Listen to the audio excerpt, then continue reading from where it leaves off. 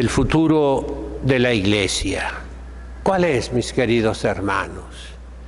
En todas las empresas humanas se hacen proyecciones del verbo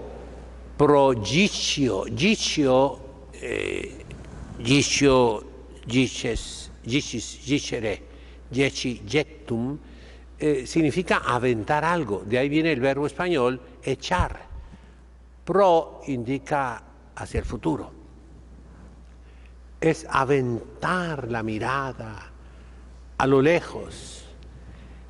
¿Qué va a pasar con nuestra empresa? Por ejemplo, una empresa que vende un artículo que está de moda. No sé, los aretes de mujeres para los oídos que tenían hojitas de plantas, ¿verdad? Estuvo de moda hará unos 20 años, no sé cuándo, ¿verdad? Y fue un éxito. Todas las mujeres traían aretes de hojas, de oro, de plata, de metales, de fantasía. Pero esa empresa sabía perfectamente que se iba a agotar la demanda, iba a pasar de moda, como efectivamente pasó. Y entonces eso se tiene que tener en cuenta. Otro artículo que anduvo muy de moda fue en los automóviles poner un cuadradito así, un rombo, ¿verdad?, con letreritos. Por ejemplo, suegra a bordo, bebé a bordo. Se acordarán que todos los carros lo traían. La empresa que fabricaba esas cosas tiene que haber pensado, va a pasar de moda. Ahorita ya nadie lo trae, uno que otro por ahí. Como también las mujeres ya no traen aretes de hojitas. La Iglesia también tiene que reflexionar, haciendo proyecciones para el futuro. ¿Qué va a pasar con la Iglesia? Y eso se basa, toda proyección, en datos duros, se llaman ahora. Datos duros, dicen, por la computadora, ¿verdad? Pero significa hechos. Vamos viendo datos de la Santa Madre Iglesia. Número 1. Los sacerdotes no tienen ya la formación espiritual e intelectual y, pues, ¿por qué no decirlo ya? La formación humana que antes tenían los sacerdotes. Eso es un hecho. Las quejas son múltiples, por todas partes llegan lamentos. El Padre nos dejó plantados, sin misa. El Padre predicó muy mal o no predicó. El Padre me dio un consejo equivocado. El Padre no me puede resolver ese problema. El Padre no sabe. Y del punto de vista del sacerdote, un miedo espantoso, un terror, una timidez, una falta de seguridad que realmente desconcierta. Ese es un dato duro. Segundo dato, dije, las iglesias vacías. Esto es una realidad, mis hermanos. En todo el mundo, en Europa, en Estados Unidos, en Canadá y en América Latina. Yo me canso de repetir, pues, lo que publicaron hace más de un año ya, que en América Latina en 60 años se perdió la mitad de los católicos. Y en Europa más todavía. Son, repito, datos duros, hechos incontrovertibles, que no pueden ser contradecidos. Contra los hechos no existen argumentos. Ese es otro dato para la proyección. El último en que me quiero fijar es la escasez de vocaciones y la pirámide de las edades, tanto de las mujeres consagradas a Dios, o sea, las religiosas, que de los sacerdotes. En la mayoría de los países, hay excepciones, pero en la mayoría de los países, las religiosas simplemente han desaparecido. Y donde quedan todavía restos de religiosas, la pirámide de las edades no es una pirámide, es un cono de nieve que tiene la base un puntito. Jóvenes, no hay. Y ancianas, muchísimas. Eso es evidentísimo en todo el mundo, mis hermanos, con excepciones, claro está.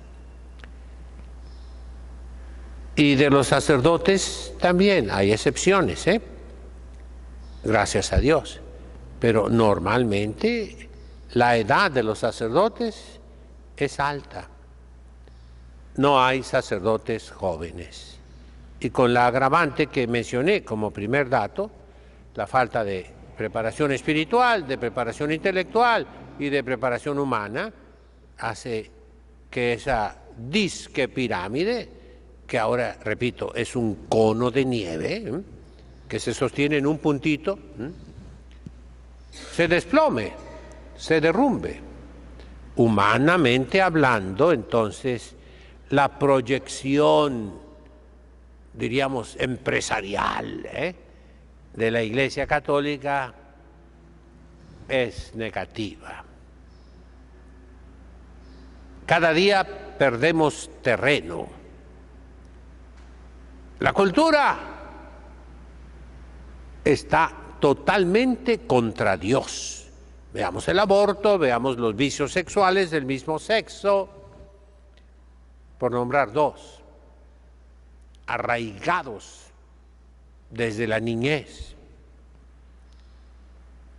¿Cuántos niños, me lo han contado muchas personas ya, en sus conversaciones inocentes, no saben lo que dicen?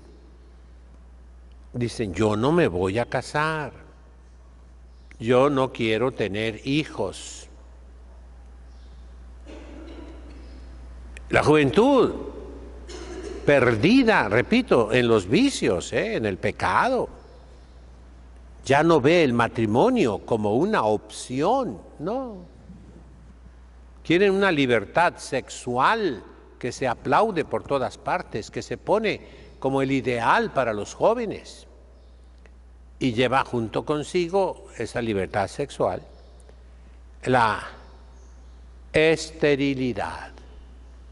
No querer niños, no querer niños. Y si hay un deseo de niños, es por personas viciosas que viven en pecado mortal, como para justificar su pecado. Y desean adoptar niños, implantarse niños en el vientre, pero no por el bien de ellos, sino para satisfacer, repito, sus deseos.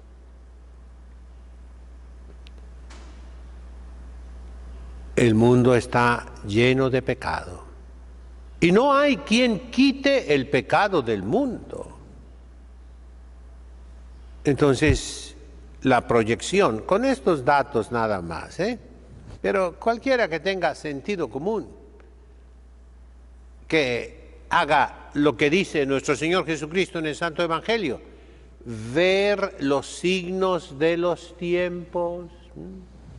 Cualquiera con sentido común para decir, la Iglesia va a desaparecer.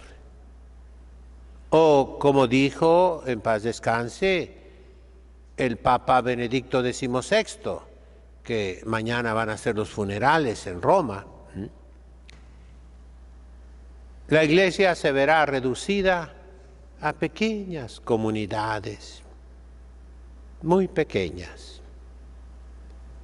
La sociedad cristiana desapareció. Las naciones cristianas desaparecieron.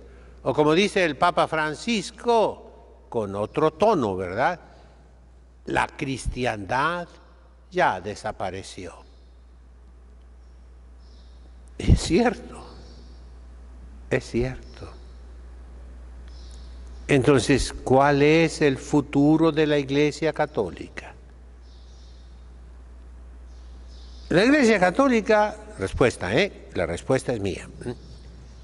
No es una empresa humana en primer lugar, es algo divino.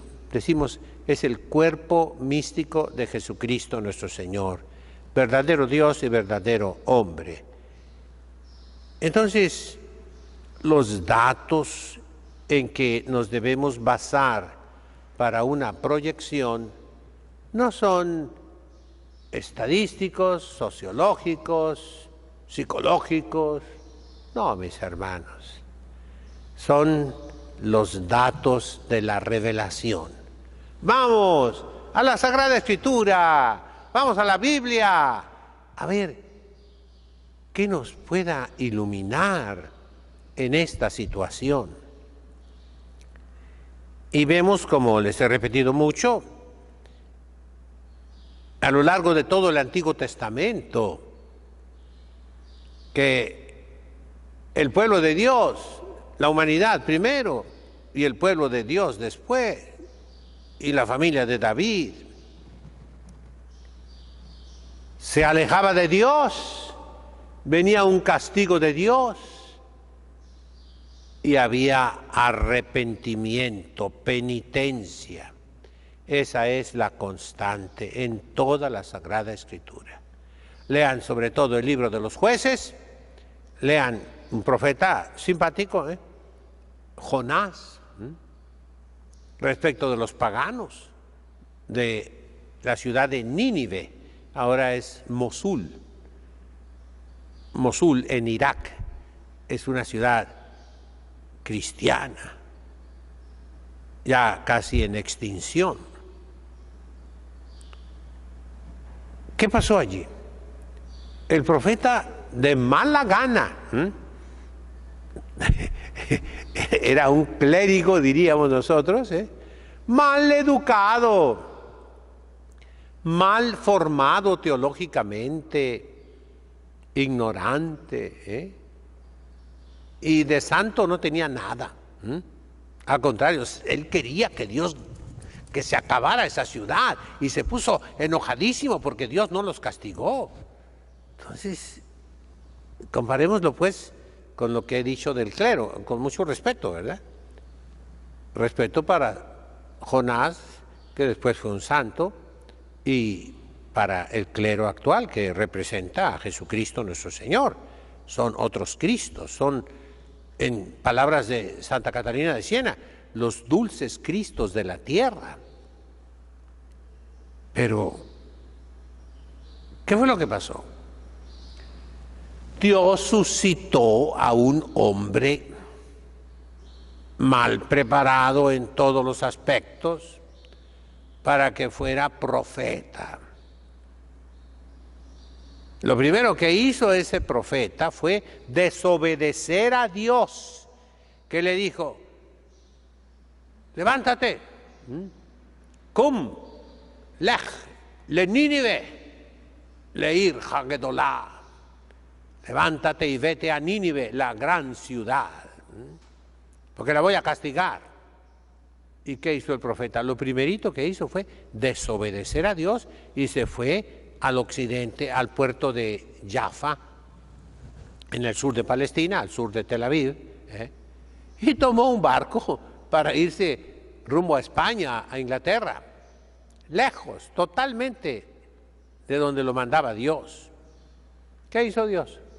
Mandó una tempestad, casi se hundía el barco, total que lo avientan al mar, un pescado se lo traga y lo vomita en el río Éufrates, creo que es el Tigris, en el norte de Irak.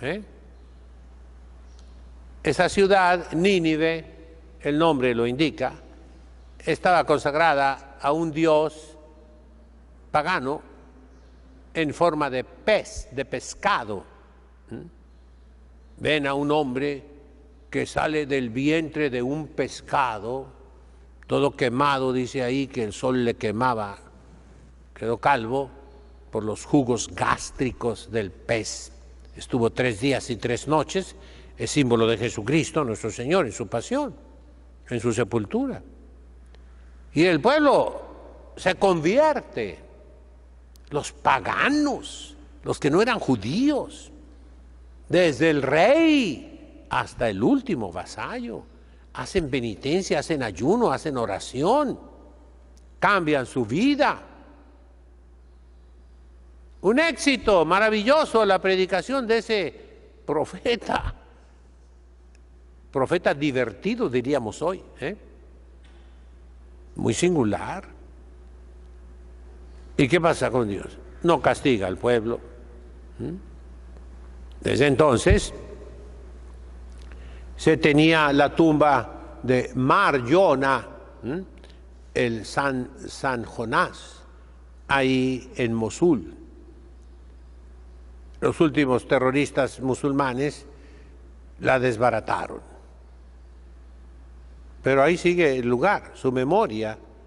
Y lo más seguro es que después ahí se estableció una colonia de judíos creyentes en el verdadero Dios, que evangelizaron, convirtieron al verdadero Dios a aquella población, que a través de los siglos continuó siendo cristiana hasta el día de hoy.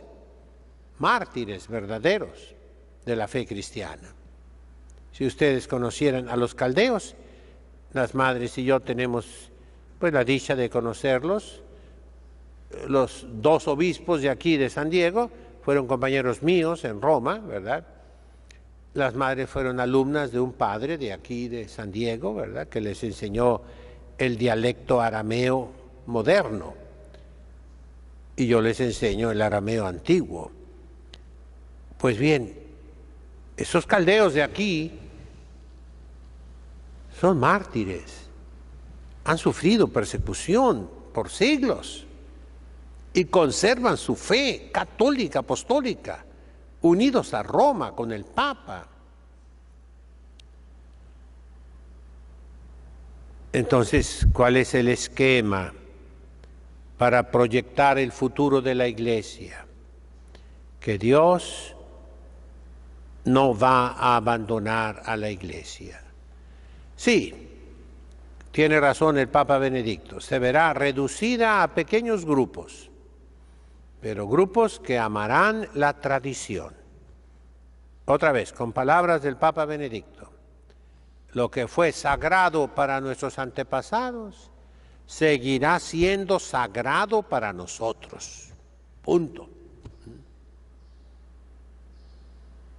¿Y qué pasará con los modernistas, los progresistas, los, diríamos hoy, cambistas? En el templo de Jerusalén se recibía únicamente un tipo de moneda. Y todos los judíos que iban de todo el mundo en peregrinación a Jerusalén tenían que cambiar su moneda en la única moneda aceptada por el templo. De manera que estaba lleno de casas de cambio, siempre han sido negocios judíos, todavía hoy, las casas de cambio de una moneda a otra. Llamémosle así a los clérigos que cambian todo, cambistas. Tú cambias, pero no en algo aceptable a Dios, sino en algo muchas veces abominable a Dios, algo indigno de Dios, como el sacrificio que ofreció Caín. Caín ofreció lo peor de su cosecha. diríamos, la basura. Y no fue aceptable a Dios. En cambio, Abel, el justo Abel, que después fue asesinado, ofreció lo mejor de sus rebaños a Dios. Bueno, ¿qué va a pasar? Veamos el Evangelio, un poquito forzado, porque esta no es una exégesis científica seria, no, pero me viene a la mente, por asociación de ideas. Cuando nuestro Señor Jesucristo limpió el templo de Jerusalén, echó fuera los bueyes, los toros, las cabras, los cabritos, perdón, las ovejas, a chicotazos. Pero llegó luego con los cambistas de monedas. ¿Qué les hizo nuestro Señor? Les volteó las mesas con todo el dinero que tenían, y el dinero cayó por el suelo y los echó fuera del templo de Dios. Qué terrible será el juicio de los malos pastores que pervirtieron la iglesia de tal manera que casi desapareció. Se llenó de herejías, o los fieles pasaron de la única iglesia verdadera a las iglesias falsas, a las iglesias herejes. Es el hecho que no podemos negar. O peor todavía, al ateísmo. Perder la fe totalmente, no solo en Cristo, sino en Dios. ¿Cuál será el juicio? Terrible, terrible el juicio de Dios. Un obispo, hace poquito, le dijo a un alto eclesiástico que él le pedía a Dios que fuera benigno cuando le tocara juzgarlo. Y dice la Sagrada Escritura, tremendo, terrible será el juicio de los que están en el poder, y vale para todo tipo de poder, porque toda autoridad viene de Dios. Entonces, ¿cómo va a reconstruirse la iglesia? ¿Cómo va a resucitar la iglesia? Dios va a suscitar hombres y mujeres llamados por Él desde el vientre de su madre para salvar a su pueblo. Como Sansón, que tampoco era un modelo de santidad. Realmente no, en la iglesia no hay tradición de que Sansón sea un santo. Andaba con una mujer por aquí, con una mujer por allá, con Dalila, la famosa barbera o peluquera, pero salvó a su pueblo. Jefté. Hubo mujeres que salvaron a su pueblo, mencionadas en ese libro de los jueces. Otra famosísima, hermosísima, es Judith, que salvó a su pueblo de los asirios. Le cortó la cabeza a Holofernes, y es imagen de la Santísima Virgen María, figura de la Santísima Virgen María.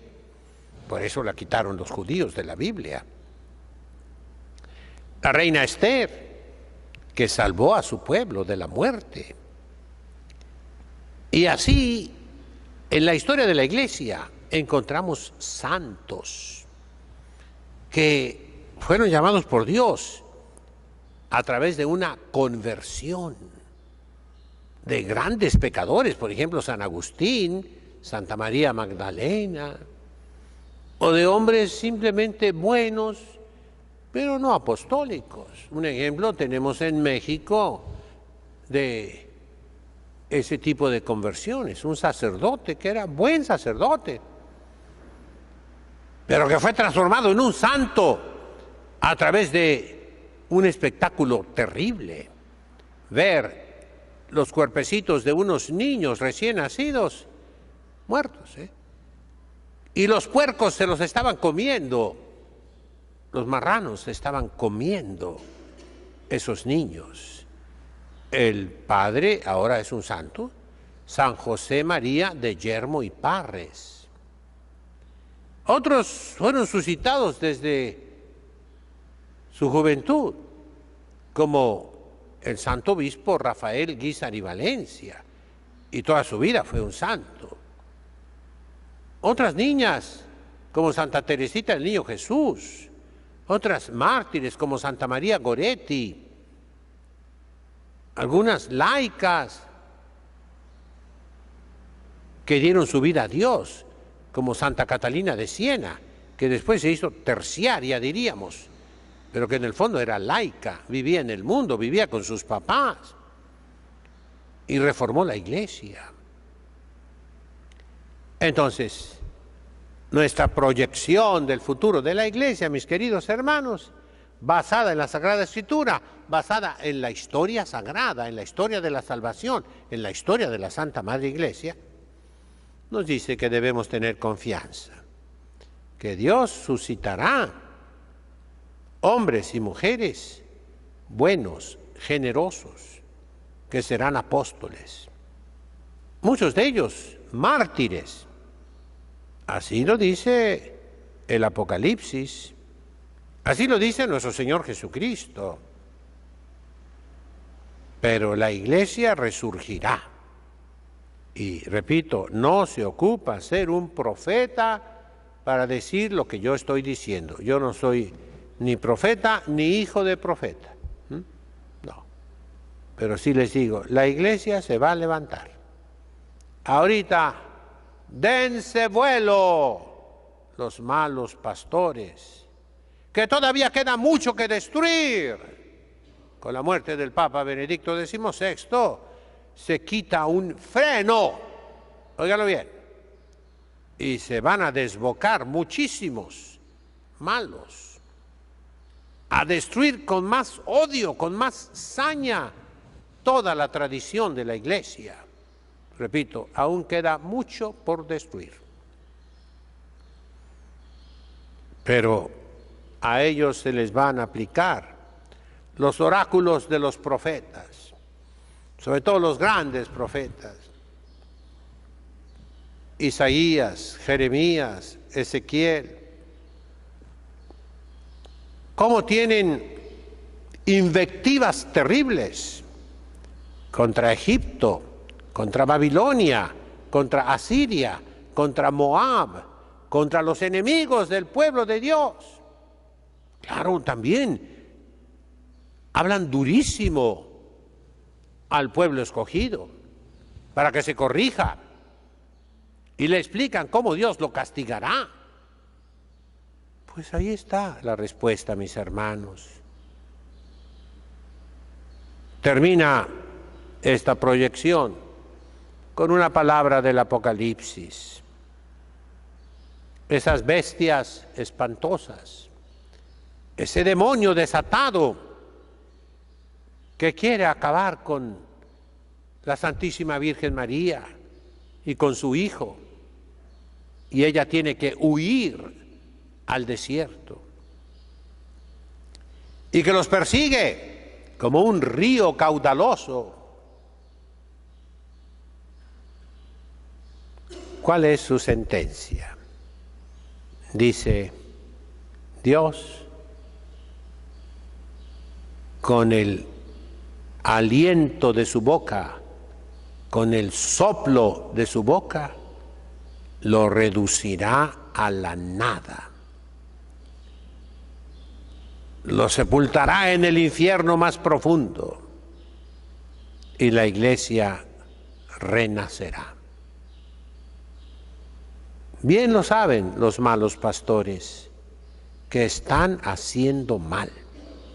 Ya no puede darse la buena fe ante el daño que han hecho contra la iglesia de Cristo. Y vuelve la frase demoledora de Jesucristo nuestro Señor, que es la piedra angular contra la que quien se tropiece será despedazado. Las fuerzas del infierno no prevalecerán contra ella. Esta es una meditación triste, mis hermanos, que concluyo pidiendo ayuda económica encarecidamente para comprar un terreno y comenzar la preparación de los candidatos a los seminarios. Ayúdenme, ayúdenme, por favor. Este es el momento. Si alguna vez pensabas ayudarme, ayúdame ahorita. Te repito la fábula aquella de África. Más vale que me des un huevo ahorita y no una gallina mañana, cuando ya no sea el momento. Y también, ¿quiénes son esos salvadores del pueblo y salvadoras del pueblo? Es el nombre de Jesús. Son los muchachos y muchachas que sienten el llamado de Dios. Hazle caso, no seas como el profeta Jonás. Hazle caso a Dios. Comunícate con nosotros. Ingresa ya a esta congregación. En nombre del Padre, del Hijo, del Espíritu Santo. Amén. Dominus